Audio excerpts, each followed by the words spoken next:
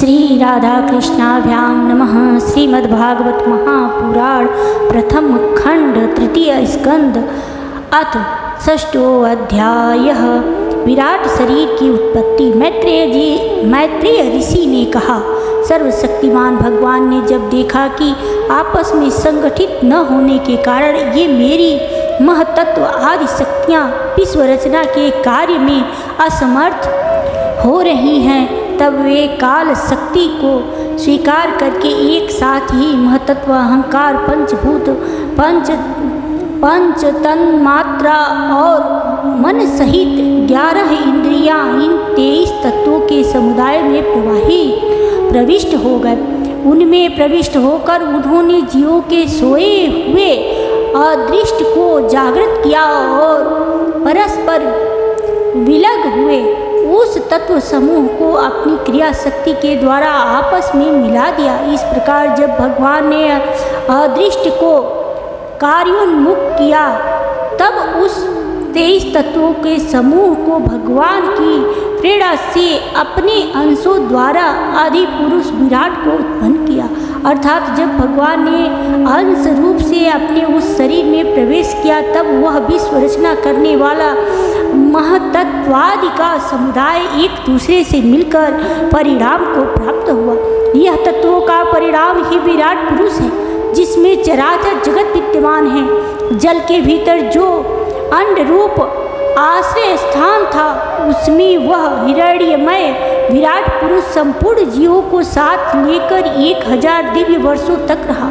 वह विश्व रचना करने वाले तत्वों का गर्भ कार्य था तथा ज्ञान, क्रिया और आत्मशक्ति से संपन्न था। इन शक्तियों में से उसने स्वयं अपने क्रमशः 1 हृदय रूप, 10 प्राण रूप और 3 आध्यात्मिक, आदि दैविक, आदि भौतिक विभाग किए।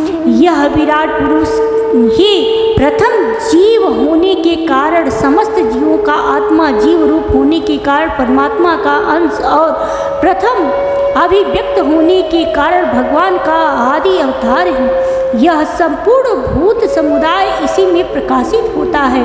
यह आध्यात्म, अधिभूत और अधिदैव रूप से 3 प्रकार का, प्राण रूप से 10 प्रकार का और हृदय रूप से 1 प्रकार का है। फिर विश्व की रचना करने वाला महतत्वादि के अधिपति श्री भगवान ने उनकी प्रार्थना को स्मरण कर उनकी वृत्तियों को जगाने के लिए अपने चेतन रूप तेज से उस विराट पुरुष को प्रकाशित किया, उसे जगाया।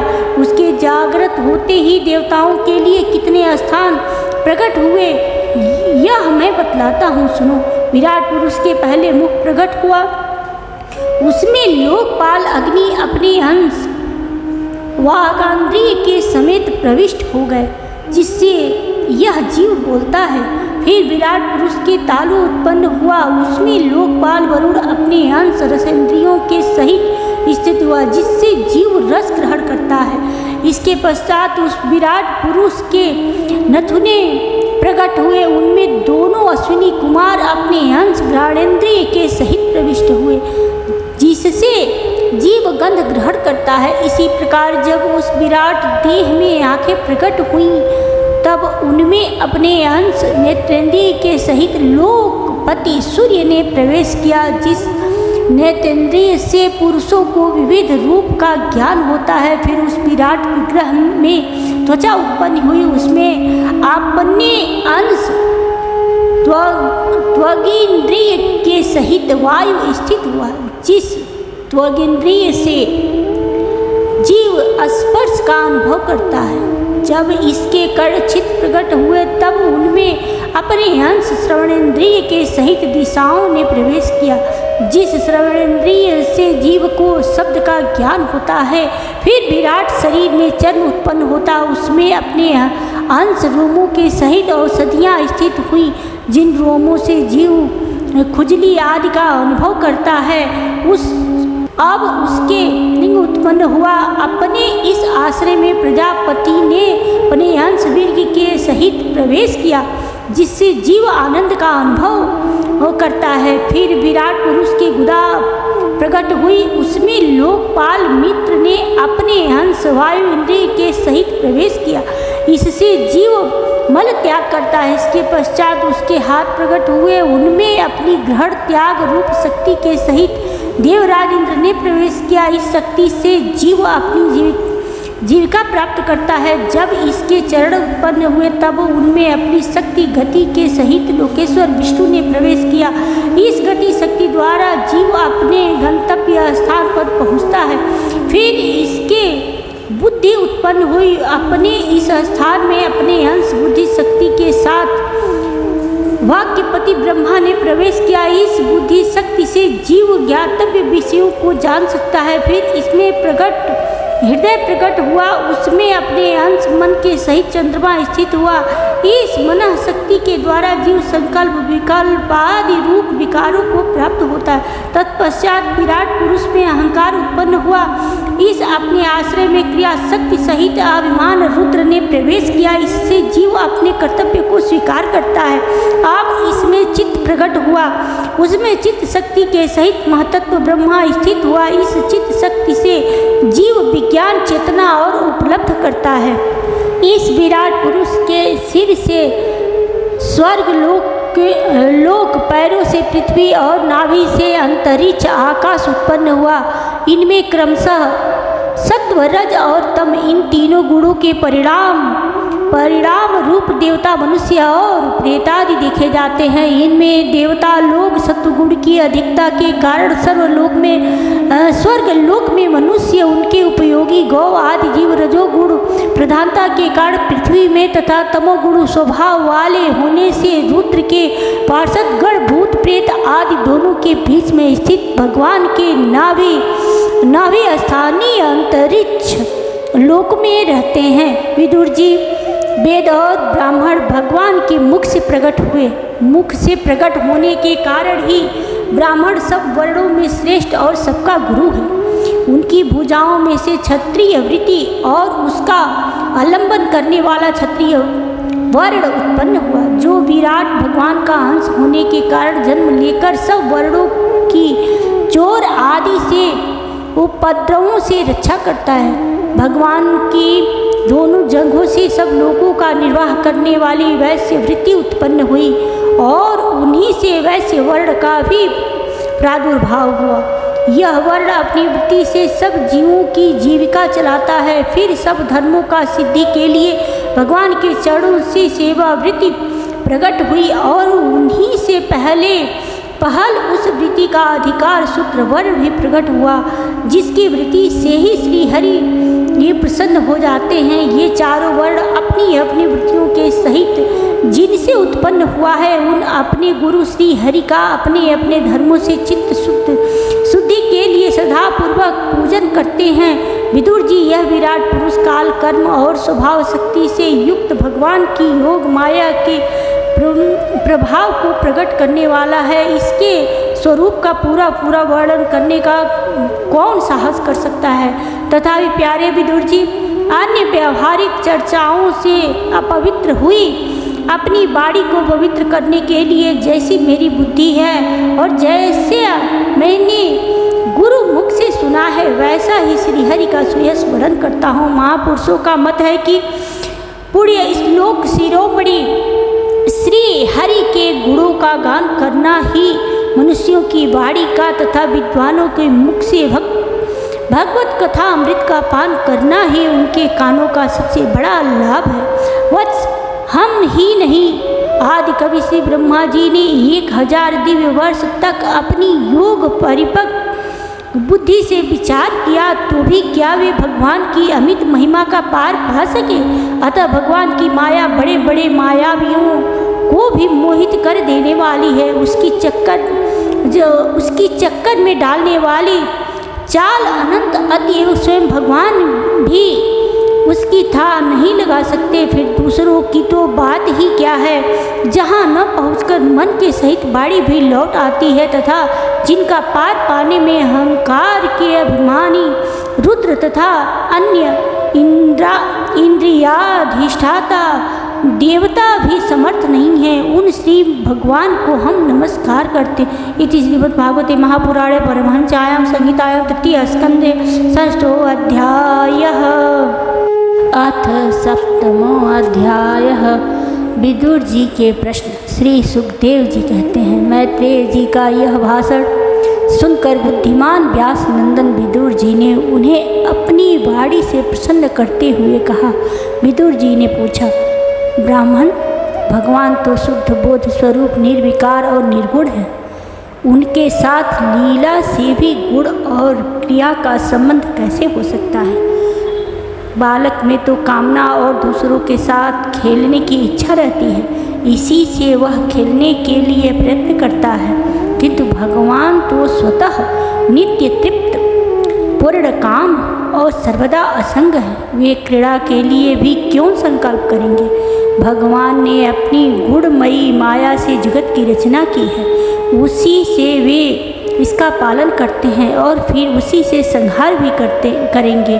जिनके ज्ञान का देश काल अथवा अवस्था से अपने आप या किसी दूसरे निमित्त से भी कभी लोप नहीं होता, उनका माया के साथ किस प्रकार संयोग हो सकता है? एकमात्र ये भगवान ही समस्त क्षेत्रों में उनके साक्षी रूप से स्थित है, फिर उन्हें दुर्भाग्य या किसी प्रकार के कर्म जनित क्लेश की प्राप्ति कैसे हो सकती है? भगवान, इस अज्ञान संकट में पड़कर मेरा मन बड़ा खिन्न हो रहा है। आप मेरे मन के इस महान मोह को कृपा करके दूर कीजिए। श्री सुखदेव जी कहते हैं, तत्व जिज्ञासु विदुर जी की यह प्रेरणा प्राप्त कर अहंकारहीन श्री मैत्रेय जी ने भगवान का स्मरण करते हुए मुस्कुराते हुए कहा। श्री मैत्रेय जी ने कहा, जो आत्मा सबका स्वामी और सर्वथा मुक्त स्वरूप है, वही दीनता और बंधनों को प्राप्त हो। यह बात युक्ति विरुद्ध अवश्य है, किंतु वस्तुतः यही तो भगवान की माया है। जिस प्रकार स्वप्न देखने वाले पुरुष को अपना सिर कटना आदि व्यापार न होने पर भी अज्ञान के कारण सत्यवत भासते हैं, उसी प्रकार इस जीव को बंधनादि न होते हुए भी अज्ञानवश भास रहे हैं। यदि यह कहा जाए कि फिर ईश्वर में इनकी प्रतीति क्यों नहीं होती, तो इसका उत्तर यह है कि जिस प्रकार जल में होने वाली कंप आदि क्रिया जल में दिखने वाले चंद्रमा के प्रतिबिंब में न होने पर भी भासती है, आकाशस्थ चंद्रमा में नहीं, उसी प्रकार देहाभिमानी जीव में ही देह के मिथ्या धर्मों की प्रतीति ही होती है, परमात्मा में नहीं। निष्काम भाव से धर्मों का आचरण करने पर भगवत कृपा से प्राप्त हुए भक्ति योग के द्वारा यह प्रतीति धीरे धीरे निवृत्त हो जाती है। जिस समय इंद्रियां विषयों से हटकर साक्षी परमात्मा श्री हरि के निश्चल भाव से स्थित हो जाती हैं, उस समय गाढ़ निद्रा में सोए हुए मनुष्य के समान जीव के राग द्वेषादि सारे क्लेश सर्वथा नष्ट हो जाते हैं। श्री कृष्ण के गुणों का वर्णन एवं श्रवण अशेष दुख राशियों को शांत कर देता है। फिर यदि हमारे हृदय में उनके चरण कमल की रज के सेवन का प्रेम जग पड़े, तब तो कहना ही क्या। विदुर जी ने कहा, भगवान, आपके युक्ति युक्त वचनों की तलवार से मेरे संदेह छिन्न भिन्न हो गए हैं। अब मेरा चित्त भगवान की स्वतंत्रता और जीव की परतंत्रता दोनों ही विषयों में खूब प्रवेश कर रहा है। विद्वान, आपने यह बात बहुत ठीक कही कि जीवों को क्लेशादि की प्रतीति हो रही है, उसका आधार केवल भगवान की माया ही है। वह क्लेश मिथ्या एवं निर्मूल ही है, क्योंकि इस विश्व का मूल कारण ही माया के अतिरिक्त और कुछ नहीं। इस संसार में दो ही प्रकार के लोग सुखी हैं, या तो जो अत्यंत मूढ़ अज्ञानग्रस्त हैं, या तो बुद्धि आदि से अतीत श्री भगवान को प्राप्त कर चुके हैं। विष की श्रेणी के संशयापन लोग तो दुख ही भोगते रहते हैं। भगवान, आपकी कृपा से मुझे यह निश्चय हो गया कि ये अनात्म पदार्थ वस्तुतः है, नहीं केवल प्रतीत ही होते हैं। अब मैं आपके चरणों की सेवा के प्रभाव से उस प्रतीति को भी हटा दूंगा। इन श्री चरणों की सेवा से नित्य सिद्ध भगवान श्री मधुसूदन के चरण कमलों में उत्कट प्रेम और आनंद की वृद्धि होती है, जो आवागमन की यंत्रणा का नाश कर देती है। महात्मा लोग भक्त प्राप्ति के साक्षात मार्ग ही होते हैं। उनके यहाँ सर्वदा देव देव श्री हरि के गुणों का गान होता रहता है। अल्प पुण्य पुरुषों को उनकी सेवा का अवसर मिलना अत्यंत कठिन है। भगवान, आपने कहा कि सृष्टि के प्रारंभ में भगवान ने क्रमशः महदादि तत्व और उनके विकारों को रचकर फिर उनके अंगों से विराट को उत्पन्न किया और इसके पश्चात वे स्वयं उसमें प्रविष्ट हो गए। उन विराट के हजारों पैर, जांघें और बाहें हैं। उन्हीं को वेद आदि पुरुष कहते हैं। उन्हीं में ये सब लोग विस्तृत रूप से स्थित हैं। उन्हीं में इंद्रिय, विषय और इंद्रियाभिमानी देवता के सहित 10 प्रकार के प्राणों का जो इंद्रिय बल, मनोबल और शारीरिक बल रूप से 3 प्रकार के हैं, आपने वर्णन किया है। और उन्हीं से ब्रह्मणादि वर्ण भी उत्पन्न हुए हैं। अब आप मुझे उनकी ब्रह्मादि विभूतियों का वर्णन सुनाइए, जिनसे पुत्र, पौत्र, नाती और कुटुंबियों के सहित तरह तरह की प्रजा उत्पन्न हुई और उससे यह सारा ब्रह्मांड भर गया। वह विराट ब्रह्मादि प्रजापतियों का भी प्रभु है। उसने किन किन प्रजातियों को उत्पन्न किया था? सर्ग, अनुसर्ग और मनवंतरों के अधिपति मनुओं की भी किस क्रम से रचना की? मैत्रेय जी, उन मनुओं के वंश और वंशधर राजाओं के चरित्रों का पृथ्वी के ऊपर और नीचे के लोकों तथा भूलोक के विस्तार और स्थिति का भी वर्णन कीजिए तथा यह भी बताइए कि त्रियर्क, मनुष्य, देवता, सरीसृप, सर्पादि, रेंगने वाले जंतु और पक्षी तथा जरायुज, स्वदेज, अंडज और विद्विज, ये 4 प्रकार के प्राणी किस प्रकार उत्पन्न हुए? श्री हरि ने सृष्टि करते समय जगत की उत्पत्ति, स्थिति और संहार के लिए अपने गुणावतार ब्रह्मा, विष्णु और महादेव रूप से कल्याणकारी लीलाएं की। उनका भी वर्णन कीजिए। वेश, आचरण और स्वभाव के अनुसार वर्णाश्रम विभाग, ऋषियों के जन्म, कर्मादि, वेदों का विभाग, यज्ञों का विस्तार, योग का मार्ग, ज्ञान मार्ग और उसका साधन, सांख्य मार्ग तथा भगवान के कहे हुए नारद, पांचरात्र आदि तंत्र शास्त्र, विभिन्न पाखंड मार्गों के प्रचार से होने वाली विषमता, नीच वर्ण के पुरुष से उच्च वर्ण की स्त्री में होने वाली संतानों के प्रकार तथा भिन्न भिन्न गुण और कर्मों के कारण जीव की जैसी और जितनी गतियाँ होती हैं वे सब हमें सुनाइए। ब्राह्मण, धर्म, अर्थ, काम और मोक्ष की प्राप्ति के परस्पर अविरोध साधनों का वाणिज्य, दंड नीति और शास्त्र श्रवण की विधियों का, श्राद्ध की विधि का, पितृगणों की सृष्टि तथा काल चक्र में ग्रह, नक्षत्र और तारागण की स्थितियाँ भी अलग अलग वर्णन कीजिए। दान, तप तथा इष्ट और पूर्व कर्मों का क्या फल है? प्रवास और आपत्ति के समय मनुष्य का क्या धर्म होता है? निष्पाप मैत्रेय जी, धर्म के मूल कारण श्री जनार्दन भगवान किस आचरण से संतुष्ट होते हैं और किन पर अनुग्रह करते हैं, यह वर्णन कीजिए। द्विज रूप दीन वत्सल गुरुजन अपने अनुगत शिष्यों और पुत्रों को बिना पूछे भी उनके हित की बात बतला दिया करते हैं। भगवान, उन महदादि तत्वों का प्रलय कितने प्रकार का है तथा जब भगवान योग निद्रा में शयन करते हैं तब उनमें से कौन कौन तत्व उनकी सेवा करते हैं और कौन उनमें लीन हो जाते हैं? जीव का तत्व परमेश्वर का स्वरूप, उपनिषद प्रतिपादित ज्ञान तथा गुरु और शिष्य का पारस्परिक प्रयोजन क्या है? पवित्रात्मन विद्वानों ने उस ज्ञान की प्राप्ति के क्या क्या उपाय बतलाए हैं? क्योंकि मनुष्यों को ज्ञान, भक्ति अथवा वैराग्य की प्राप्ति अपने आप तो हो नहीं सकती। ब्राह्मण, माया मोह के कारण मेरी विचार दृष्टि नष्ट हो गई है। मैं अज्ञ हूँ, आप मेरे परम सुहृद हैं, अतः श्री हरि लीला का ज्ञान प्राप्त करने की इच्छा से मैंने जो प्रश्न किए हैं उनका उत्तर मुझे दीजिए। पुण्य मैं मैत्रेय जी, भगवत तत्व उपदेश द्वारा जीव को जन्म मृत्यु से छुड़ाकर उसे अभय कर देने में जो पुण्य होता है, समस्त वेदों के अध्ययन, यज्ञ, तपस्या और दानादि से होने वाला पुण्य उस पुण्य के 16वें अंश के बराबर भी नहीं हो सकता।